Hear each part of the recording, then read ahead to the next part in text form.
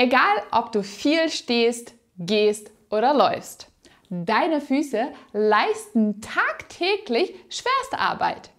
Und im besten Fall passiert das schmerzfrei und uneingeschränkt. Wenn es nicht so ist oder du deinen Füßen nur die wohlverdiente Aufmerksamkeit schenken willst, dann solltest du dieses Übungsprogramm ausprobieren. Ich zeige dir heute Übungen, die deine Füße nicht nur stärken, sondern auch Schmerzen lindern und beweglicher machen. Fußschmerzen können extrem einschränkend in den Alltag sein.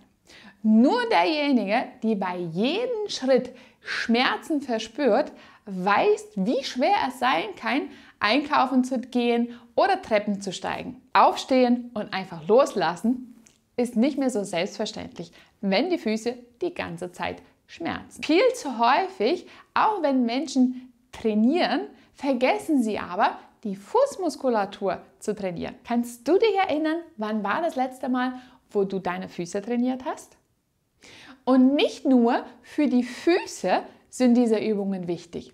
Eine Studie hat gezeigt, dass die Fußübungen auch Schmerzen lindern, am Kniegelenk zum Beispiel. Und welche Übungen es sind, das zeige ich dir jetzt. Und als erstes beginnen wir mit einer Dehnung der Fußsohle.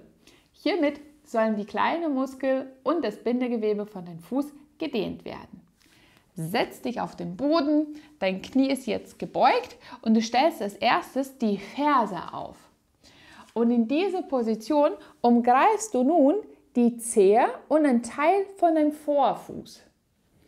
Ziehe dann der Vorfuß, die Zehe, ganz weit zu dir nach oben.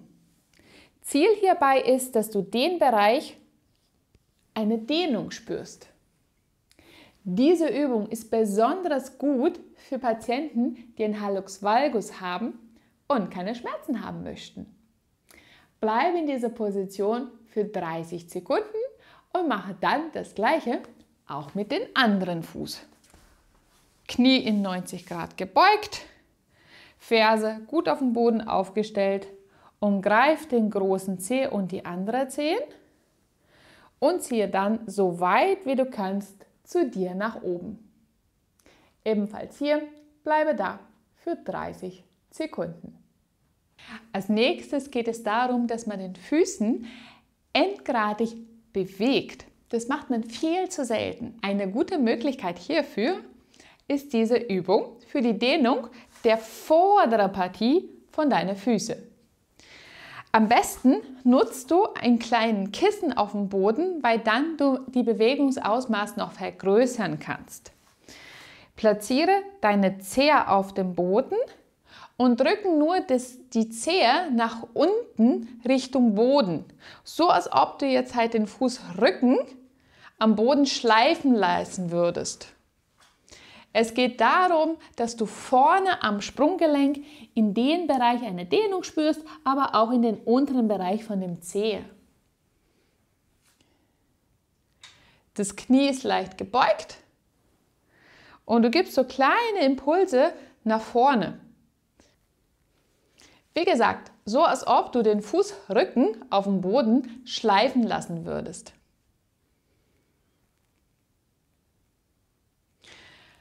Das wiederholst du jetzt für ungefähr 30 Sekunden und dann auch tauschen.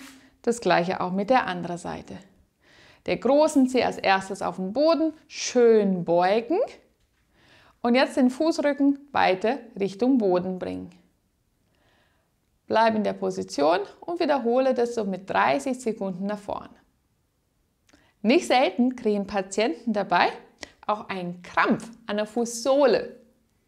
Zeichen dafür, dass diese Übung mehr als notwendig ist.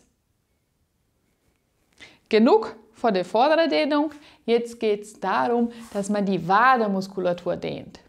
Zeitsparend ist es, wenn du beide Wade gleichzeitig dehnen kannst. Und mit dieser Übung erreichst du genau das. Stell dich mal zu einer Wand hin. Jetzt musst du schauen, wie weit ist jetzt abhängig davon, wie doll deine Muskulatur verkürzt ist. Ich habe hier jetzt so ungefähr 50 cm von der Wand. Platziere deine Füße zeigend geradeaus nach vorne. Wichtig ist, deine Knie sind die ganze Zeit durchgestreckt und die Ferse darf nicht vom Boden abheben. Jetzt lässt du dein Gewicht nach vorne gegen die Wand in so eine Skispringerposition. Das heißt, die Knie bleiben komplett gestreckt. Du bringst die Hüfte so weit wie möglich nach vorne, bis du in der Wade eine deutliche Dehnung spürst. Im besten Fall ist es rechts und links genau gleich. Wenn es nicht so ist, kannst du ein Bein ein klein bisschen, da wo es am wenigsten spürst, ein klein bisschen weiter nach hinten bringen oder du lässt beide Füße in die gleiche Position. Bleibe in dieser Position ebenfalls für 30 Sekunden. Die Knie dürfen aber nicht gebeugt werden. Wieder zurück zur ursprünglichen Position. Du kannst weiterhin einfach an der Wand arbeiten oder seitlich. Wichtig ist, dass du dich irgendwo festhalten kannst, weil es geht nun darum, dass du die Wademuskulatur stärkst und nicht um dein Gleichgewicht. Also weiterhin zur Skispringerposition, das heißt, der gesamte Körper ist jetzt halt nach vorne. Die Wade aber, die hebst du jetzt hoch und gehst dann langsam wieder runter. Geh so weit nach oben, bis du nur noch die Zehe bzw. einen kleinen Teil von dem Vorfuß auf dem Boden hast. Wiederhole das 10-mal dynamisch und nach dem 10. Mal bleibst du dann für 15 Sekunden auf einen Fuß stehen. Deshalb ist es wichtig, dass du dich an der Wand festhältst. Lass nicht die Ferse runter und nach 15 Sekunden wechselst du das Bein, sodass du nun auf die andere Seite stehst. Wenn du ein Ungleichgewicht hast von der Muskulatur, wird es bei dieser Übung zeigen.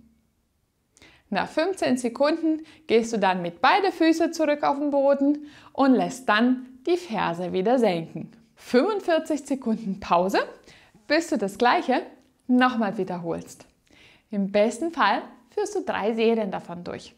Also Skispringerposition, Ferse hoch, 10-mal, dann 15 Sekunden auf rechten Fuß stehen, 15 Sekunden auf den linken Fuß stehen.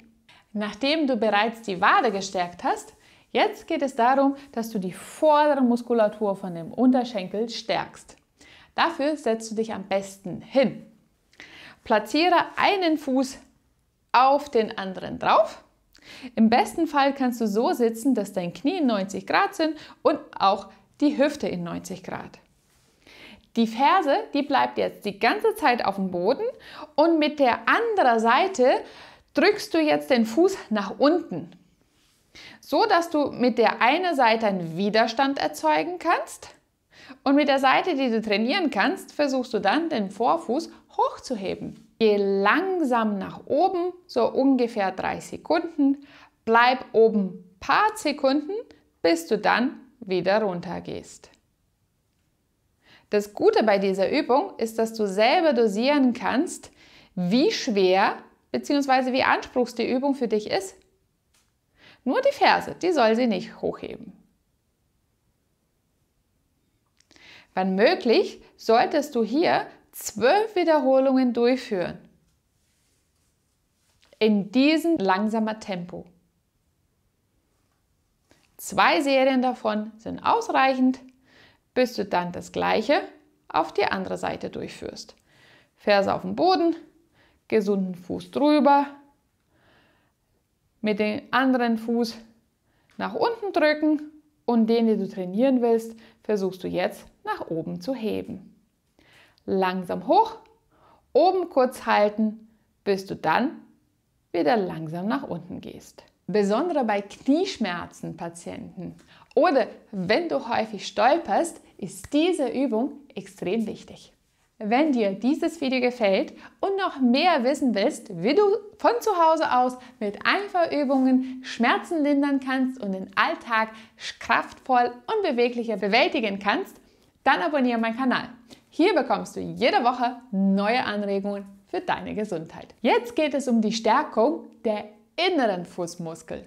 Dafür solltest du dich hinstellen. Deine Füße sind hüftbreit auseinander und als erstes probierst du, den großen Zeh hochzuheben.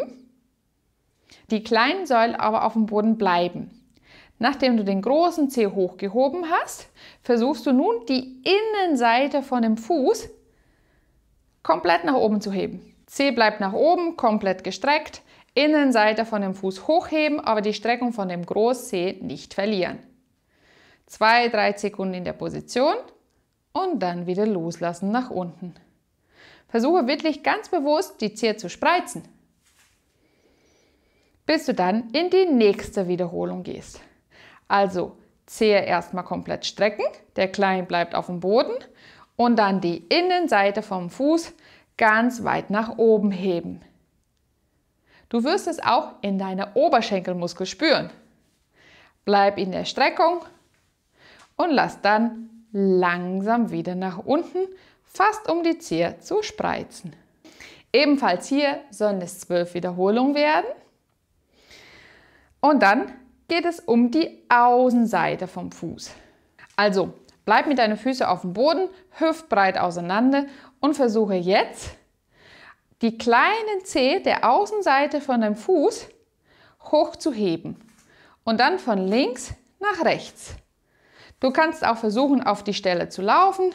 Wichtig ist, dass der große Zeh auf dem Boden bleibt und der kleine Zeh hochgehoben wird, beziehungsweise nicht nur der kleine Zeh, sondern die gesamte Außenseite von deinem Fuß. Und lass es dann wieder los, im besten Fall spreizen. Wenn du bei der Übung einen Krampf an deiner Fußmuskulatur hast, dann ist es ein Zeichen, dass mehr als Zeit ist, diesen Muskel zu trainieren. Und für die letzte Übung geht es nun um die kleine Muskel deiner Fußsohle. Vor allem beim Fersensporn solltest du genau diese Übung probieren. Leg mal ein Handtuch auf den Boden, platziere deine Ferse drauf und nun mit den Zehen versuchst du, dieses Handtuch zu greifen und gleichzeitig dann vom Boden hochzuheben. Am besten ist, wenn dein Knie in 90 Grad bleibt und die Hüfte in 90 Grad und in einer Achse bleibt zum Fuß. Dadurch trainierst du auch deine Beinachse und beginn die Übung von vorne.